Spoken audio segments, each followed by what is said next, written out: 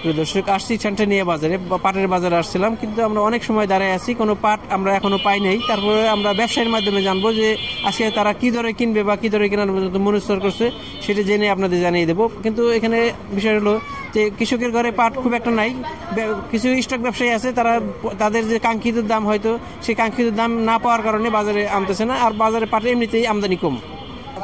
আমরা 15 থেকে 20 মিনিট দাঁড়ানোর পরে একটা পাট দেখছি, পাটটা মোটামুটি ভালো, দামটা আমরা জানবো। পাটের আমদানি খুবই কম, আমরা একটা পাট দেখলাম, দেখি আসলে দাম দর হয় না। এখানে হাসান ভাইয়ের ঘরে আসছি, দাম দর খুব একটা হয় না, দাম দেওয়ার পাট দেওয়ার পরে দামটা বলে, আমরা দামটা জেনে আপনাদের জানিয়ে দেবো কত টাকা বিক্রি হলো। আমরা দেখলাম যে 2টা পাট আসছিল, 2টা পাটে এক ভাই স্লিপ নিয়ে চলে গেছে, আর এক ভাই স্লিপ নিয়ে আছে এখনো। ভাই কত করে দাম ধরলো আপনার? 4000। কয় মন পাট নিয়ে আসছিলেন? 2 মন হয় না, মানে অমাপা তো 2 মনের কিছু কম। পাট আরো আছে নাকি শেষ? আর মন 2 পাট আছে। মন 2 পাট আছে। ভাই আছে, ভালো দাম পাইছে, 4000 টাকা দাম পাইছে। প্রিয় দর্শক, দেখতে থাকুন। প্রিয় দর্শক, আসলাম ছানটানিয়া বাজারে পাটের বাজার দেখার জন্য। ওই পাশে হাসান ভাইয়ের ঘরে গেলাম, অল্প 1-2টা পাট দেখতে পাচ্ছি আমরা। ওই পাশে আসছিলাম আব্দুল মালিক ভাইয়ের ঘরে।